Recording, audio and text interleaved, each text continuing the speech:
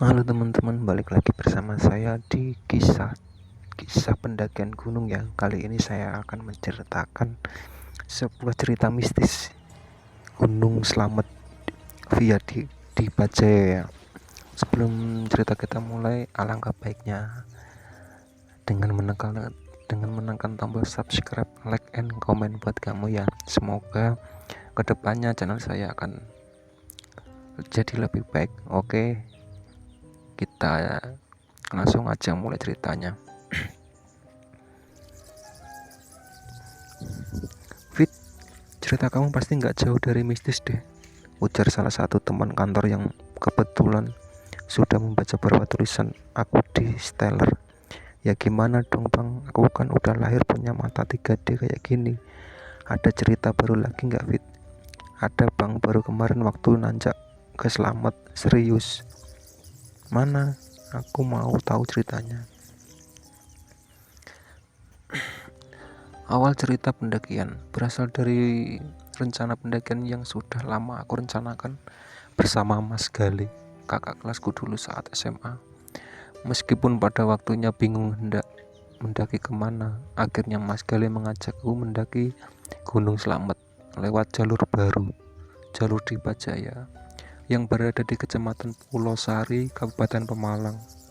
Mas Gale tahu jalur ini karena dia orang asli Pemalang, Jawa Tengah. Rumahnya di daerah Semingkir tidak jauh dari Gunung Slamet, dan juga rumah Mbah putriku. Mas Gale memutuskan untuk membuat grup chat pendakian untuk memudahkan kami berkoordinasi.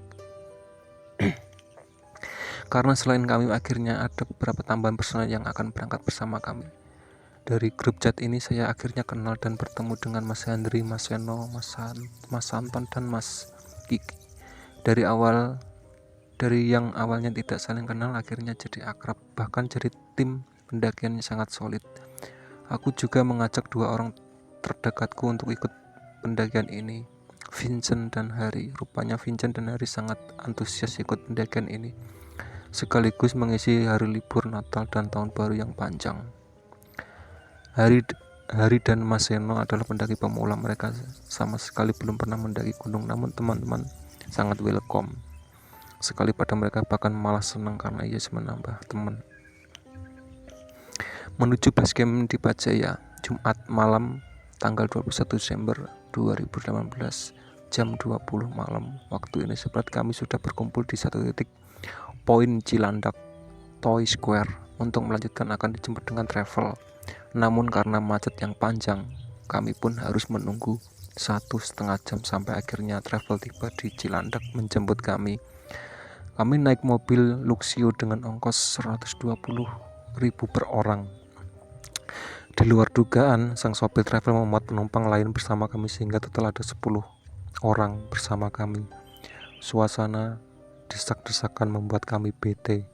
Belum lagi sang sopir membawa kami melalui jalan yang macet, yaitu Jalan Bekasi sampai Cibitung. Jam 3 waktu Indonesia Barat kami baru masuk tol Cipai. 3,5 jam kami bermacet-macetan di tengah suasana desak-desakan.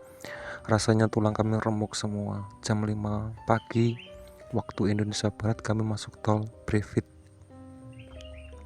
Hingga akhirnya kami tiba di rumah Mas Gali jam 9. Setibanya di rumah Mas Gali, kami disambut baik oleh ibunya. Mas Gali sudah menyiapkan kami sarapan, teh, kopi, jahe panas. Wah, rezeki anak soleh ya. Anggap saja semua laki-laki. Meskipun dalam setiap pendakianku, aku selalu menjadi perempuan satu-satunya. Setelah kami selesai menumpang mandi, sarapan, pembagian muatan, dan packing ulang, kami pun dikenangkan dengan Mas Maston, sahabat dari Mas Gali, orang asli Pemalang. Walaupun aku perempuan sendiri, tapi muatan keril tak pernah pilih-pilih. Aku memang selalu membiasakan diri untuk tidak manja dan tidak ingin diistimewakan. Selesai beres-beres, kami langsung berangkat menggunakan mobil pick up yang sudah disewa Mas Gali dari teman SMA-nya dulu dengan harga 250 sekali jalan. Betapa bahagianya aku dan teman-temanku naik mobil pick up. Jarang-jarang kami naik seperti ini. Kami hampir sebentar di pasar Randu Dongkal untuk membeli perlengkapan yang kurang, lalu melanjutkan kembali perjalanan menuju Desa Pulau Sari. Jam 13 kami tiba di Desa Pulosari, desa yang berada di atas ketinggian 1000 mdpl di lereng utara Gunung Slamet. Selama perjalanan kami disajikan awan mendung, gerimis hingga hujan yang cukup deras. Sampai di tengah perjalanan ternyata mobil backup tidak bisa naik ke atas karena beberapa bagian jalan sedang ada perbaikan. Di aspal ulang dengan tujuan memudahkan para pendaki yang hendak menuju base camp di Pacaya. Akhirnya mau tidak mau kami harus turun persimpangan dan melanjutkan kami perjalanan sekitar 20 menit. Dengan keadaan jalan yang terus menanjak, mata kami disuguhi pemandangan yang sangat luar biasa. Indahnya sawah hijau, ladang sayur, mayur, rumah-rumah warga dan peternakan warga. Perlahan kabut pun turun dan sepanjang jalan kami lalui tertutup kabut yang cukup tebal. Udara dingin pun semakin terasa. Aku yang sudah kelelahan di mobil travel tak sanggup berjalan. Satu itu aku berpikir jika terus kulanjutkan perjalanan, aku akan tidak kuat melanjutkan pendakian. Rezeki tak lari kemana. Ada seorang pemuda menawarkan jasanya untuk memberiku tumpangan sampai base camp di Pacaya. Sesampainya di base camp, suasana ramai para pendaki sangat terasa.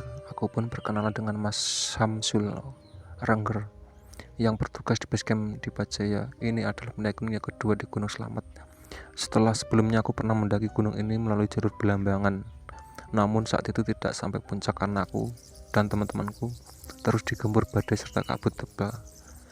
Kami pun memilih turun, menyelamatkan diri daripada memaksakan ego untuk tetap mendaki. Suasana base camp di Pacaya. Registrasi kami lakukan dengan membayar biaya retribusi sebesar 15.000 per orang, melengkapi administrasi dan meninggalkan jaminan KTP asli milik Mas Gale jam 14.30. Kami menunaikan sholat zuhur terlebih dahulu, barulah melanjutkan pendakian. Tiba-tiba di Kaburo selamat datang, kami melakukan doa bersama dan akhirnya tos alaikum gambreng. Kami serta foto-foto sebentar lalu kami mendaki melewati sawah, ladang dan peternakan. Warga lalu masuk ke dalam hutan pinus yang sudah diubah menjadi arena permainan seperti rumah pohon, jembatan, tali, fliking fog. Ada camp area untuk mereka yang tak ingin mendaki namun ingin rasanya camping. Tempat ini disebut wisata Bukit Meloki Cinta karena desa ini sudah berada di atas ketinggian lebih dari 1000 mdpl. Maka keindahan pemandangannya sangat luar biasa sudah terlihat. Bahkan awan yang bergerak, pemandangan Gunung Sumbing Sindoro sudah bisa terima tanpa haruslah mendaki sampai puncak. Dua sosok bocah yang ikut di gendongan carrier. Setelah melewati hutan pinus, kami disuguhi trek yang mulai menanjak menuju pos 1 sampai pos 2 dan pos-pos pendakian selanjutnya. Sekitar jam 16, kami tiba di pos 1 dengan lahan yang sudah landai. Kami memutuskan mengisi perut dengan makanan nasi megono dengan gorengan tempe yang sudah dibungkus sebelum pendakian. Seperti biasa, kami mencampur 5 bungkus menjadi satu dalam satu tempat dan menyantapnya bersama. Tak ada rasa jijik atau gengsi makan bareng dengan banyak tangan. Setelah makan, aku melakukan sholat asar, kemudian aku permisi buang air kecil. Aku sempat kebingungan mencari spot buang air kecil karena hampir semua spot banyak penunggunya. Berulang kali aku meminta izin namun banyak tempat yang tidak diperbolehkan. Hingga akhirnya 2 orang bocah kecil yang tak kasat mata, cuma bisa dilihat orang mata-mata 3D, mengizinkan aku untuk membuang air kecil. Setelah selesai buang air kecil, sampah tentunya tak perlu ditinggal begitu saja. Teman-teman yang lainnya pun telah membersihkan tempat bekas makan dengan rapi. Aku sempat menegur Hari untuk tidak merokok di bawah pohon karena ada 2 bocah kecil yang terus memperhatikanku. Jam 16.30 kami melanjutkan pendakian menuju pos 2. Baru berjalan 15 menit tiba-tiba Hari kelihatan menggigil. Aku tanya, "Kamu sakit?" Dia jawab tidak, namun tubuhnya sangat kelihatan sekali menggigil dan berkeringat dingin. Wajahnya pun semakin pucat namun tidak tetap bersikeras melanjutkan pendakian. Tak tega aku melihatnya. Kembali aku ajak pertanyaannya sama. Lagi-lagi dia jawab tidak sakit, tapi aku sangat bingung kenapa tidak sakit tapi bisa berkeringat dan menggigil, padahal saat cuaca itu pun belum berkabut dan belum terasa dingin sama sekali. Saat Hari berjalan di depanku, barulah menyadari bahwa dua bocah kecil yang bertemu dengan saya itu sudah nangkring di atas kerilnya. "Mas, apa yang dirasa?" tanyaku berat jawabnya. "Wah, fix sudah. Padahal jika mau membandingkan keril yang dia bawa dengan keril yang aku bawa, jauh lebih berat 2 kali lipat kerilku." Memutuskan untuk turun. Akhirnya tanpa pikir panjang aku memilih untuk turun. Sebelumnya aku sempat bicarakan bersama Mas Gali tentang keadaan ini, berkompromi dengan teman-teman lainnya. Mereka menuju dan membiarkan mereka berenam tetap mendaki. Aku dan Hari turun. Logistik yang ada di tasku dan tasnya hanya dikeluarkan dan diberikan kepada teman-teman untuk kebutuhan di atas. Aku dan Hari pun turun. Aku berpikir ada baiknya ketahuan daripada sekarang, sehingga kami bisa turun sebelum gelap daripada sampai di beberapa pos baru ketahuan Hari drop. Bisa lebih drop urusannya, apalagi kalau drop di pos 4 sama rantau. Hihihi, amit-amit. Selama perjalanan turun, kami berdua berjumpa dengan beberapa pendaki setelah melewati pos 1. Hari semakin gelap dan tidak ada pendaki yang menanjak. Tinggallah kami berdua. Hari sudah merasa ketakutan karena terdengar banyak suara gaduh. Langkah yang sangat banyak. Pikirku itu kami dikepung. Aku sempat selfie di beberapa lokasi, kebiasaan lama yang kau lakukan lagi. Benar saja, saat di base camp aku mengecek beberapa foto yang ada di tertangkap kamera. Bayangan putih seperti perempuan sedang mengelus perut, kemudian berambut hitam panjang sekali, dan sebuah wajah yang memantau kami dalam semak-semak pepohonan. Bahkan saat itu suara gaduh, suara aneh, bahkan ada suara panggilan "cuy, woi" bersaut-sautan. Kami berdua sudah tidak mempedulikan lagi saat itu. Kami tetap mempercepat langkah kami. Ketika kulihat rembulan putih tertutup awan putih, aku berharap awan itu tak akan bergeser dari peraduannya. Jangan sampai rembulan itu nongol dengan sinarnya. Namun harapanku sia-sia. Perlahan sang awan menggeser, membiarkan rembulan memancarkan sinarnya, dan sekejap saat itu juga sekelebatan bayang putih berseliweran melewati kami. Hari semakin memperkencang genggamannya. Rasa takut berasa aku pun sama, namun aku mulai tenang. Berulang kali kami bergantian jatuh. Aku merasa seperti ada yang menarik tanganku keras. Namun Hari dengan sigap selalu menarik tanganku satunya. Bagaimanapun kondisinya, kita harus tetap sama-sama ya. Hari tahu dengan kelebihan penglihatanku ini, aku adalah sasaran empuk untuk makhluk kasat mata. Mengajak interaksiku denganku dibentaknya selalu aku jika terlihat bengong. Hingga akhirnya kami kemalaman di jalan. Rasanya trek turun ini jauh lebih lama daripada trek menanjak.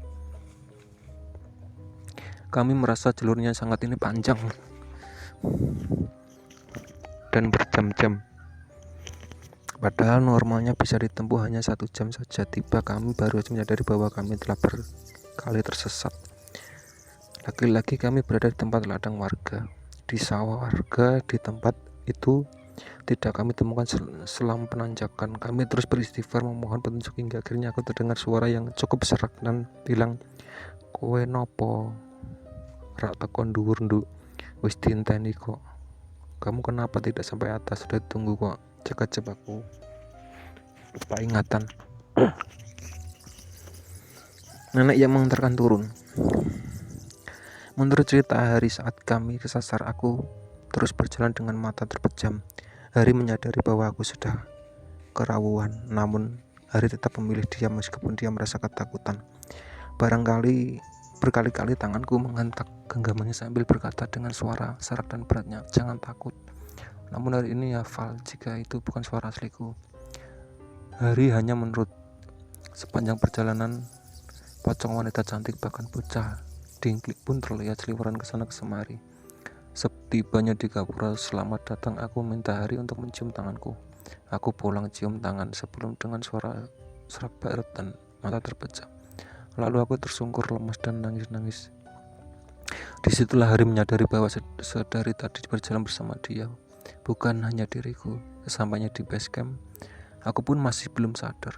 Mas Samsul yang sudah tahu keadaan seperti ini hanya tetap tawa dan terus mengajakku berbicara. Menurut cerita hari, aku bahkan tak merasakan dingin, apalagi itu suhu begitu dingin. Aku menolak duduk diberi alas, tak mau duduk di kursi, hanya mau duduk di lantai dingin. Dengan obrolan ngalor ngidul tidak jelas, bahkan aku tak segan-segan meminta dibakari kemenyan. Hingga akhirnya Mas Samsul diam-diam dan komat kawit membacakan. Saat itu sosok yang di tubuhku mengatakan, kemudian membentak, "Gak usah bisik-bisik kalau bicara." Kontan orang miskin tertawa, bahkan tengah malam pun aku kuat mandi dan keramas dengan air dingin.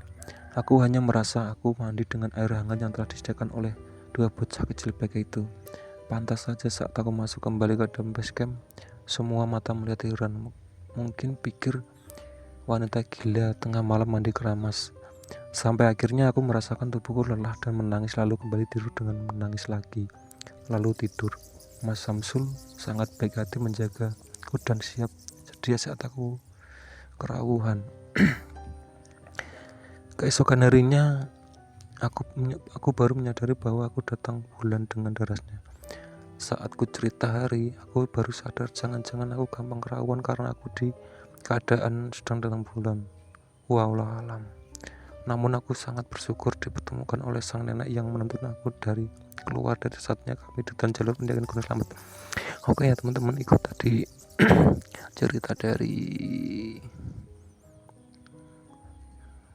cerita dari mistis Gunung Slamet via Dipajaya. Sebelum aku akhiri, jangan lupa tekan tombol subscribe, like, and comment. Terima kasih. Assalamualaikum warahmatullahi wabarakatuh.